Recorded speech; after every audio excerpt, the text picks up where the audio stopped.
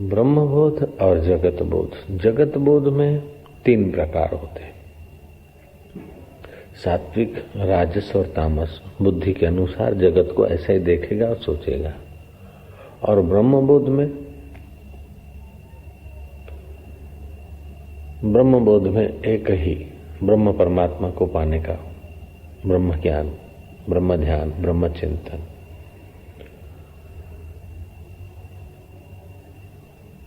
ब्राह्मी स्थिति एक बार प्राप्त हो जाए तो फिर उसके लिए कोई कर्तव्य नहीं है। न तस्य कार्यम विद्यते, उसके लिए कोई कर्तव्य नहीं। लोगों का उद्धार करना कर्तव्य नहीं, उसका स्वनिर्मित विनोद है। साधक का कर्तव्य है साधना, गृहस्थी का कर्तव्य है गृहस्थी गाड़ा चलाना। गृहस्थी अपने को साधक भी मानता है तो साधना करना चाहिए, लेकिन ज्ञानी अपने को ब्रह्म मानता है, ब्रह्म का कोई कर्तव्य नहीं होता। बोले संत महात्माओं का ये कर्तव्य है, संत महात्मा का वो कर्तव्य है, उनको पता ही नहीं संतत्व का। सारे कर्तव्यों से पार जो पहुंचा है उसी के तो वासनाओं का अंत हो गया है। जिसके वासनाओं का अंत हो गया उसके कर्तव्यों का अंत हो गया, वह अनंत से जुड़ गया। फिर भी ऐसे पुरुष संसार में कुछ करते हुए दिखते हैं तो ये उनका स्वनिर्मित विनोद है। और ऐसे स्वनिर्मित विनोद वाले ब्रह्मवेताओं के द्वारा ही जगत का स्थायी मंगल हुआ है, वास्तविक मंगल हुआ। बाकी तो ऐहिक वस्तु कोई किसी को दिला दे, ऐहिक सुविधाएं दे दे, ऐसे तो कई सात्विक कार्यकर्ता होंगे, लेकिन वास्तविक चीज तो उन्हीं वास्तविक तत्वों को पाए हुए महापुरुषों के द्वारा ही समाज में बटी है। वास्तविक चीज तो शुद्ध बुद्ध चैतन्य सुख। व्यक्ति को सुख सुविधाएं ऐहिक वस्तु देना, उसकी अपेक्षा उसको ऐहिक वस्तु के बिना भी परम सुख देना वो बहुत ऊंची चीज है। एक छोटी कहानी, किसी जेल में धर्मात्मा सेठ गया, कैदी लोग बेचारे रूखी सूखी रोटी खाते, दया आ गई, सबको मेवा मिठाई मंगा के खूब जिमाया। कैदी बड़े खुश हुए। दूसरे सेठ को पता चला कि अपने भी कुछ नाम करो। वह सेठ गर्मियों के दिन में गया, देखा कि कैदियों को पानी ठंडा नहीं मिलता और खारा पानी इधर का। शक्कर मंगवाई, बर्फ मंगवाई, शरबत पिलाया, दिन भर खूब पियो। कैदी बड़े खुश हुए। तीसरा सेठ जाड़ों में गया, ठंडी में, किसी को स्वेटर दिया तो किसी को मोजे दिए, तो किसी को कंबल दिया, तो किसी को चादर दिया, तो किसी को कुछ। कैदी बड़े खुश हुए। एक ने भोजन कराया, दूसरे ने शरबत पिलाया, तीसरे ने गर्म कपड़े दिए। चौथा एक महापुरुष भी चला गया किसी दिन जेल में, और उसने कहा कि लो ये का चाबी और वो है ताले, घुमाओ और अपना अपना घर पहुंच जाओ। सम्राट का गुरु रहा होगा, कुछ रहा होगा, सम्राट को इस बात पे राजी कर लिया। उस महापुरुष ने और कुछ नहीं दिया, न भोजन कराया, न कपड़े दिए, न शरबत पिला, केवल चाबी दिखा दी। अब उन 3 दाताओं की अपेक्षा चौथा दाता सर्वोपरि माना जाएगा, क्योंकि ताले ही खोल दिए। जेल में बैठकर शरबत पीने की अपेक्षा स्वतंत्र घर जाना, स्वतंत्र हो जाना बहुत ऊंचा है। ऐसे इस देह रूपी और संसार रूपी जेल में बैठकर चाहे स्वर्ग का सुख भोगना, यहाँ का सुख भोगना, उसकी अपेक्षा ब्रह्मबोध हो जाना और ब्रह्म परमात्मा का साक्षात्कार कर लेना अनंत गुना ऊंचा होता है। तो एक ब्रह्मबोध होता है, दूसरा जगत बोध होता है। चित्त की 2 धारा होती। तो ब्रह्मबोध के तरफ जिसकी धारा चलती तो पहले उसको 2 आवरण समझाए जाते, अस्त्वापादक आवरण और अभानापादक आवरण। अस्त्वापादक आवरण ईश्वर है कि नहीं है, पता नहीं कैसा है। कोई बोलेगा साकार है, कोई निराकार, कोई कैसा है, पता ही नहीं। लेकिन जिसने वेदांत सुना है, सतगुरु के चरणों में पहुंचा, वो समझता कि ईश्वर है, वो आत्मा है और अभी है, यहाँ है, मेरे पास, मेरे साथ है। ये वो महसूस करेगा, फिर भी अनुभव नहीं हो रहा है, अनुभव नहीं हो रहा है, ये अभानापादक आवरण है। तो अस्त्वापादक आवरण वेदांत शास्त्र के उपदेश से दूर हो जाता है और अभानापादक आवरण सद्गुरुओं का सानिध्य से ब्रह्म अभ्यास करने से अभानापादक आवरण हट जाता है और साधक सिद्ध बन जाता है। सिद्ध भी दो प्रकार के होते हैं, एक योग की सिद्धियों से सिद्ध पुरुष होते हैं। योग की सिद्धियों से तो फिर कई तांत्रिक सिद्धियों से, तो कोई मानसिक शक्तियों से, वो नहीं, उत्तम सिद्धों की बात है। तो एक योग की सिद्धियों से सिद्ध होते हैं, अष्ट सिद्धि वाले, जैसे हनुमान जी थे, व्यास जी थे। दूसरा होता है तत्व ज्ञान हो गया, तो तत्व ज्ञान की सिद्धि, साक्षात्कार की सिद्धि, ये सबसे ऊंची। साक्षात्कार की सिद्धि हो गई, उसके पास योग सिद्धि हो चाहे ना हो, कोई उसको फर्क नहीं पड़ता।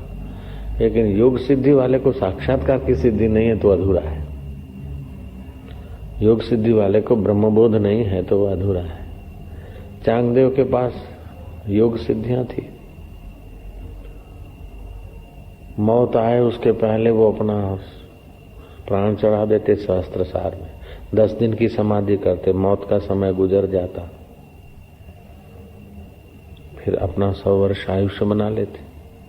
14 बार मौत को ठेल दिया, लेकिन तत्व ज्ञान की सिद्धि नहीं थी।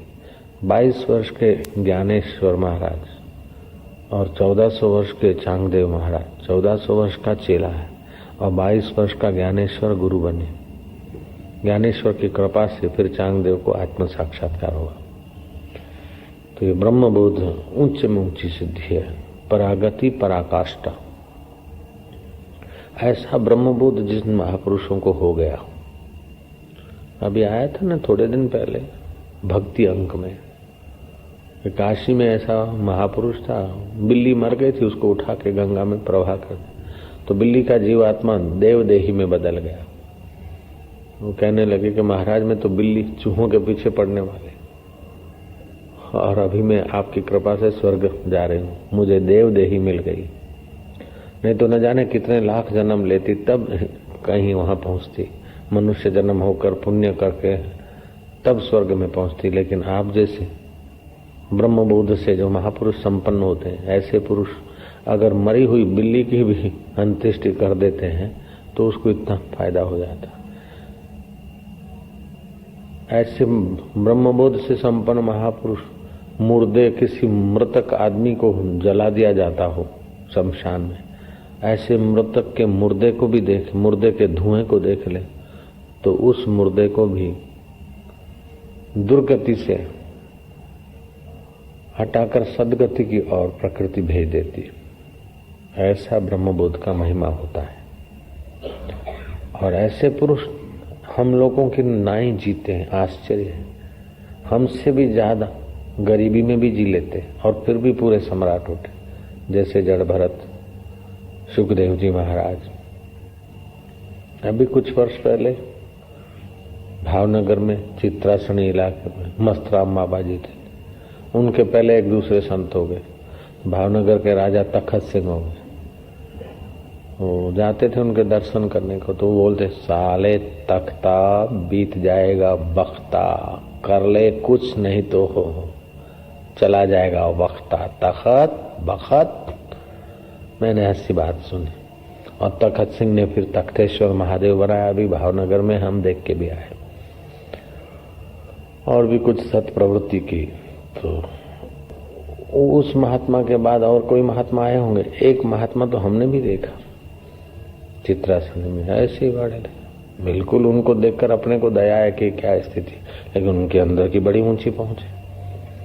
तो ऐसे महात्मा पागल का वेश बना के भी रह सकते, सम्राट होकर राज्य भी कर सकते, जिनको ब्रह्मबोध हुआ। ललनाओं के नृत्य हास्य विलास में भी समय बिता सकते और हिमालय में समाधि भी कर सकते, आचार्य होकर उपदेश भी दे सकते और गृहस्थी होकर गृहस्थी का गाड़ा भी घसीट सकते। ऐसे एक संत हो गए, संत टोपणदास। उनको पुत्र था, पौत्र था, घर में रहते और सुबह मार्केट में सब्जी ले आते, अरे भाई थोड़ा धनिया तो दे दे, सब्जी लिया तो धनिया तो फ्री दे दे, ऐसा भी कर लेते थे। और थे समझे ब्रह्म बोध से संपन्न। शाम को थोड़ा बहुत सत्संग करते थे उनके घर के प्रांगण में। अड़ोस पड़ोस के लोग सत्संग से तो पहचान गए कि काका टोपनदास।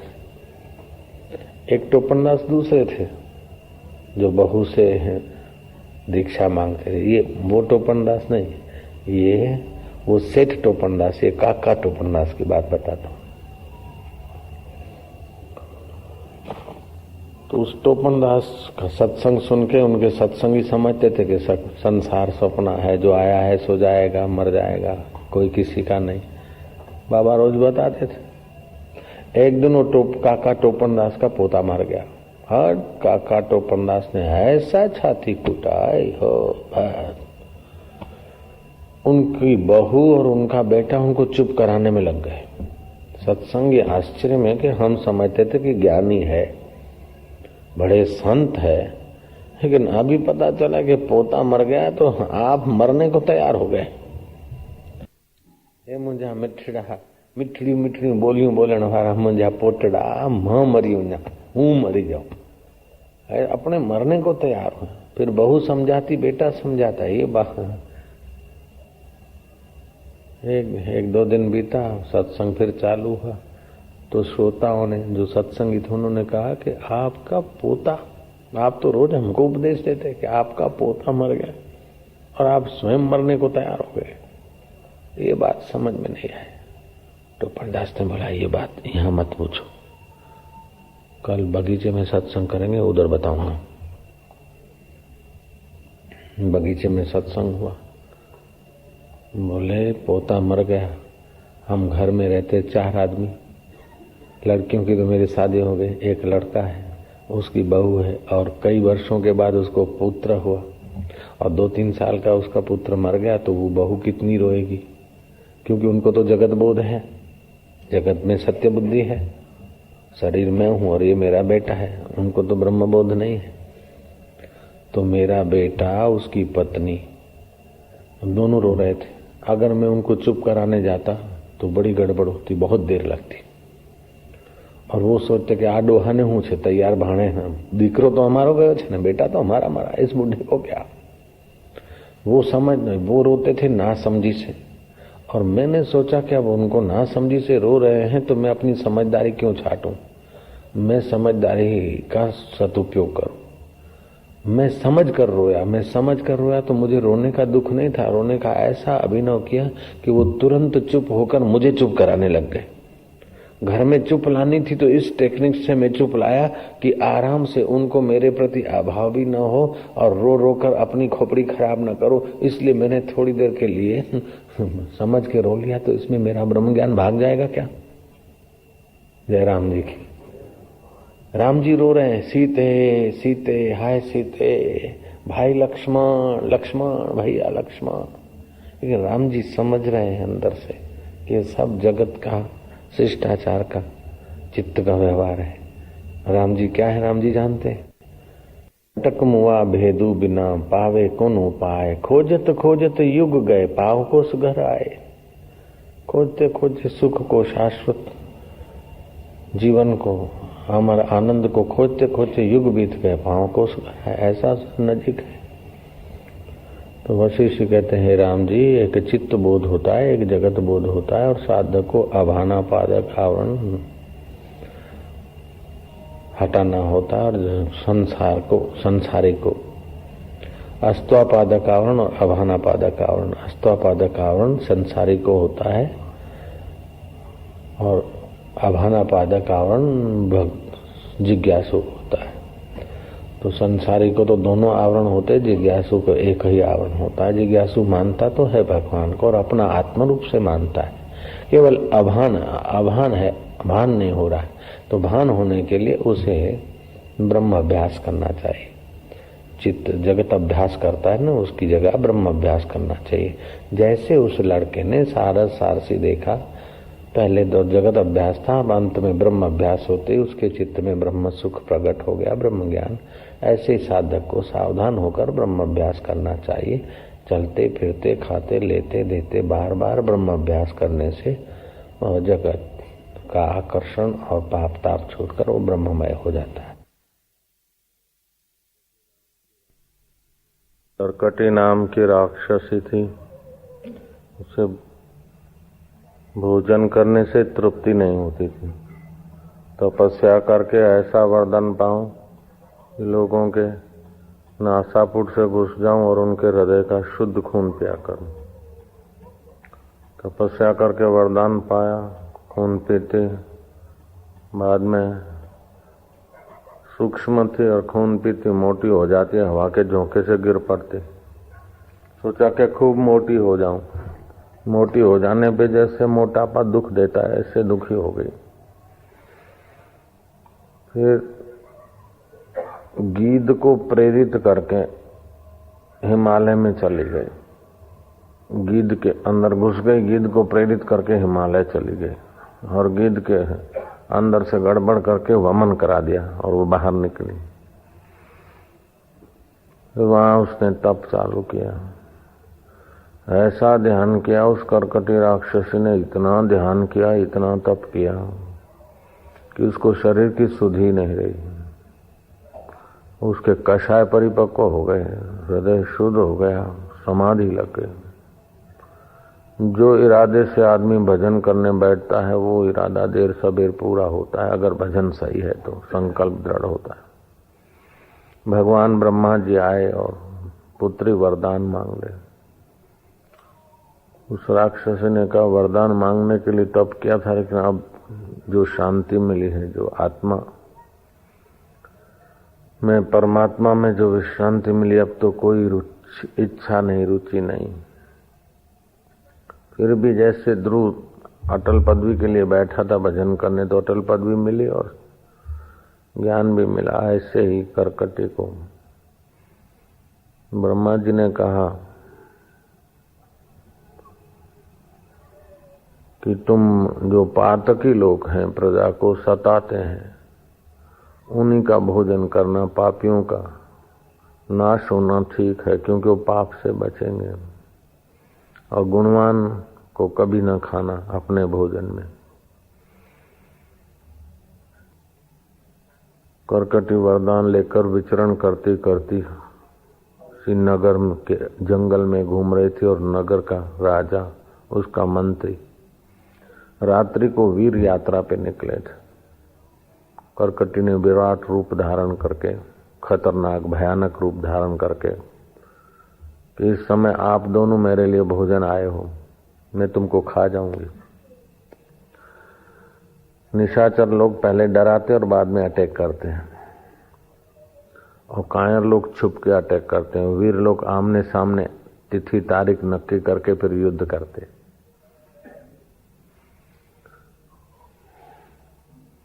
तो ये कायर नहीं थी, लेकिन कर्कटी राक्षसी थी।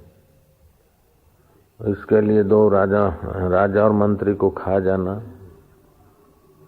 कोई बड़ी बात नहीं थी। जैसे बिल्ली के लिए चूहे कठिन है, भागते दौड़ते चूहे थोड़े कठिन भी है, इसके लिए वो राजा और मंत्री इतने कठिन नहीं थे। फिर भी समाधि करके इसका हृदय स्वच्छ हुआ था। आहार तो इसका मांस था, शिकार आहार था राक्षसी का। वे जानती थी कि गुणवान की सेवा करनी चाहिए और दुष्टों को ही आहार में लेना चाहिए। अगर ये अज्ञानी है तो इनको भोजन करना हितकारी हो जाएगा। मूर्ख है, अज्ञानी है, दुर्गुणी है। तो अगर गुणवान है, ज्ञानवान है, तो इनका पूजन और संग सत्संग करना हितकारी होगा। कर्कटी को ध्यान समाधि खूब लगी, इसलिए उसकी प्रज्ञा, उसकी बुद्धि बहुत ऊंचाई पर पहुंची थी। कर्कटी ने पूछा कि ऐसा कौन सा सूक्ष्म वस्तु है जो इंद्रियां मन से पार है?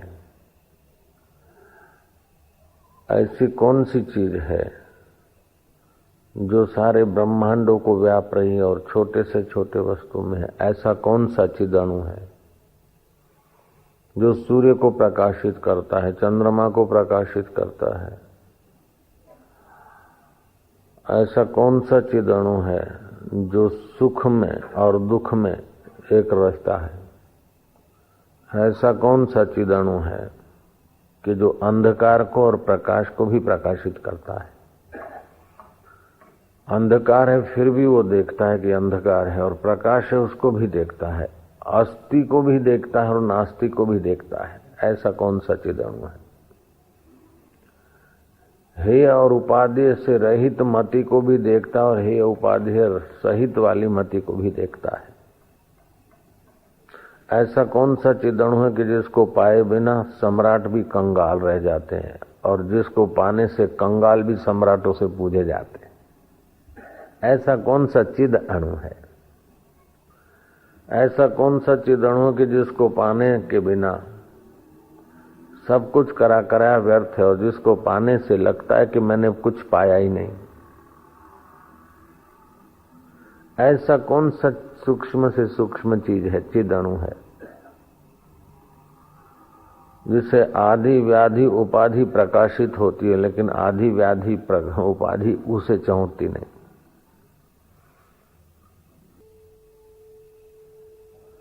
ऐसा कौन सा चिद अणु है जो रोम रोम में रम रहा है? रामानंदी उसे राम कहते हैं, शैव उसे शिव कहते हैं, वैष्णव उसे विष्णु कहते हैं, खुदावासी उसे खुदा कहते हैं, देवी को मानने वाले उसे देव कहते हैं। ऐसा कौन सा चिद अणु है कि तुम्हारे हमारे सब के हृदय में है और तुम्हारे हमारे न होने पर भी वो है? ऐसा कौन सा चिद अणु है? इस प्रकार भिन्न भिन्न ढंग से उसी परमात्मा के विषय में करकटी ने प्रश्न पूछा है। जो लोग मन माना भजन करना चाहते हैं अथवा मन माना किसी रिधम में चलते रहते हैं, उसको एक जन्म तो क्या कई जन्म भी कम पड़ेंगे ईश्वर प्राप्ति में। जो शास्त्र अनुकूल और आत्म साक्षात्कारी महापुरुष के ज्ञान के अनुकूल साधन करेगा उसके लिए तो कुछ ही समय बहुत हो जाता है। जैसे सुखदेव जी के लिए 21 दिन बहुत हो गए, परीक्षित के लिए 7 दिन बहुत हो गए, महावीर के लिए 12 वर्ष बहुत हो गए, बुद्ध के लिए 7 वर्ष बहुत हो गए, किसी के लिए 40 दिन बहुत हो जाते हैं। अगर सतगुरु मिले और अपना संयम सदाचार तत्परता हो, ऐसी सूक्ष्म बात विचारने की हो, लगन हो। उस वीर यात्रा को निकले हुए राजा और मंत्री ने करकटी के सारे प्रश्न सुने। राजा कहते हैं कि हे करकटी, तुमने एक ही उस परमात्मा के बारे में पूछा है जो इंद्रियां मन से परे है, सूक्ष्मतम है। सूक्ष्म चीज को तो माइक्रोस्कोप से देखी जाती है लेकिन वो परमात्मा देखा नहीं जाता, फिर भी है तो सही। वो 5 कोशों में छुपता नहीं, 5 कोशों में है फिर भी छुपता नहीं। जैसे कपूर छुपता नहीं उसकी सुवास, ऐसे उस परमात्मा की चेतना, देखने की, सुनने की, बोलने की योग्यता जो है। फूलों में गंध नहीं छुपती, ऐसे हृदय में वो भगवान है तो सही, तो छुपता नहीं। हृदय की धड़कनों से साबित होता कि है चैतन्य। मन बुद्धि के इतने सुंदर आविष्कार, हवाई जहाज बनाने की सत्ता उसी ज्ञान स्वरूप से आई। माता में पालन करने की शक्ति उसी परमात्मा से आई, पिता में अनुशासन करने की शक्ति उसी परमात्मा से आई, कवि की कविता उसी से आई, विज्ञानी का विज्ञान उसी से सफल होता है। वह चिदणु क्यों है कि सूक्ष्म सूक्ष्मतर सूक्ष्मतम है। बैक्टीरिया में भी उसकी चेतना है, इसलिए चिद अणु बोला। चिद मन वो चेतन है और अणु जरा से, तो जो छोटे से छोटा है वो बड़े से बड़ा है। जितना छोटी चीज उतनी ही वो बड़ी चीज। बोले स्वामी जी ये समझ में नहीं आया। देखो हवा एकदम छोटी है, सूक्ष्म है, तो कितनी व्यापक है। हवा से भी ज्यादा आकाश सूक्ष्म है और ज्यादा व्यापक है। तो आकाश से भी ज्यादा वह चिद अणु परमात्मा है। इसलिए हमारे शरीर में व्यापा है, सबके शरीर में व्यापा है। ब्रह्मा विष्णु महेश के शरीर में भी वही परमात्मा व्यापा है। जैसे बिलोरी कांच रखने से विशेष सूर्य का प्रकाश और दाहकता का अनुभव होता है, ऐसे ही जो ध्यान समाधि करते हैं उसमें उस परमात्मा की विशेष सत्ता, स्फूर्ति, त्रिकालज्ञता आदि प्रकट होती है। और जो सामान्य जीते उनमें सामान्य चिदणु चैतन्य की सत्ता तो होती ही। तो इस प्रकार कर्कटी राक्षसी से प्रश्न सुनकर राजा कहता है कि तुम उसी परमेश्वर के बारे में पूछ रही हो जो प्राणी मात्र का आधार है, जो सबकी धड़कनें चलाने की सत्ता देता है। जैसे सारी वनस्पति का आधार है सूर्य के किरण और जल, अच्छे पेड़ पौधे हों चाहे खराब हों, अच्छे फूल खिले हों चाहे मंदे फूल खिले हों, लेकिन सत्ता तो सूर्य की। सारे पौधे सूर्य से जुड़े हैं, सारे वृक्ष सूर्य से जुड़े हैं, सारे मनुष्य और जीव सूर्य से जुड़े हैं। सूर्य वहां ठंडा हो जाए तो विज्ञानी बोल नहीं सकते कि सूर्य ठंडा हो गया, अपना कुछ मैनेजमेंट कर लो, विज्ञानी भी उसी समय सफा हो जाएंगे। ऐसा हम लोग सूर्य से जुड़े हैं। तो सूर्य इतना दूर होते हुए भी हमारा शरीर सूर्य से जुड़ा है, हमारा टेम्परेचर सूर्य से जुड़ा है। अगर सूर्य ठंडा हो जाए टेम्परेचर डाउन हो जाएगा, हम मर जाएंगे हम तो शरीर को जो अमुक टेम्परेचर चाहिए, अमुक धड़कनें चाहिए, सूर्य के किरणों से शरीर जुड़ा है। ऐसे सूर्य भी उस परमात्मा से जुड़ा है और तुम्हारा देह भी उस परमात्मा से जुड़ा है।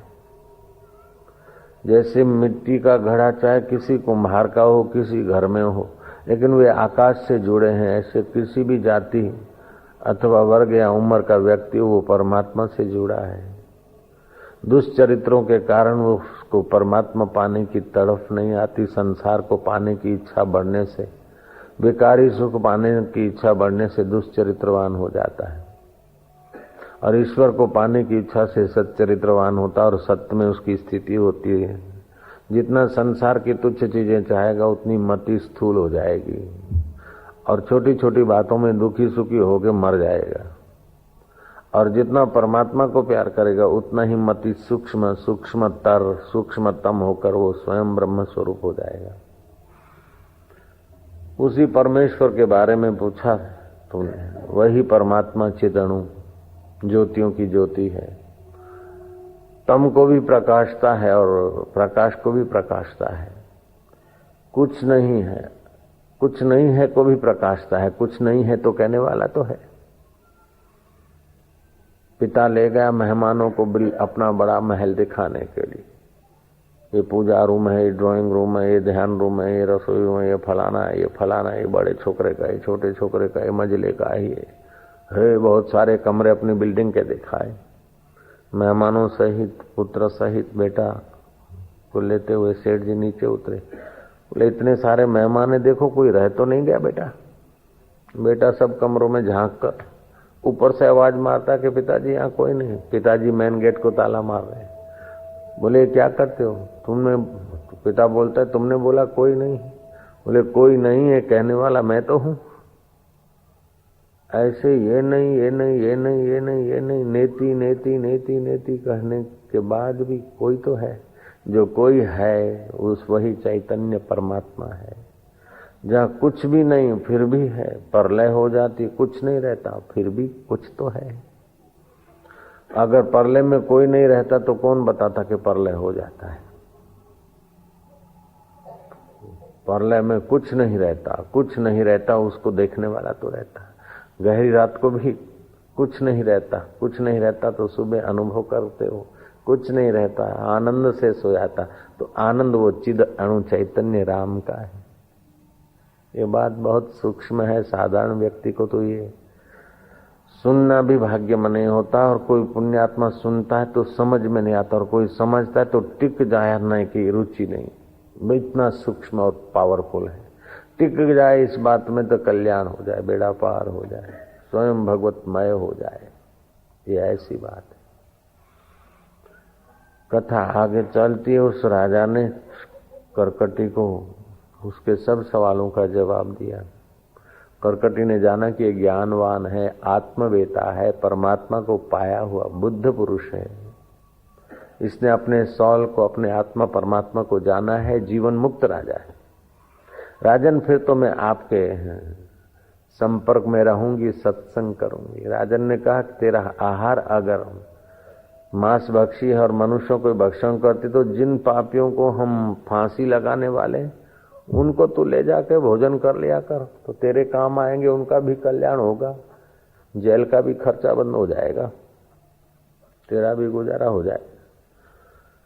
वशिष्ठ कहते राम जी करकटी राक्षसी उस राजा के जो बंदी थे उनको ले जाती, जैसे बिल्ली चूहों को उठा के ले जाए, ऐसे ही पापियों को उठा के ले जाती और जंगल में भक्षण करती, तृप्त होती।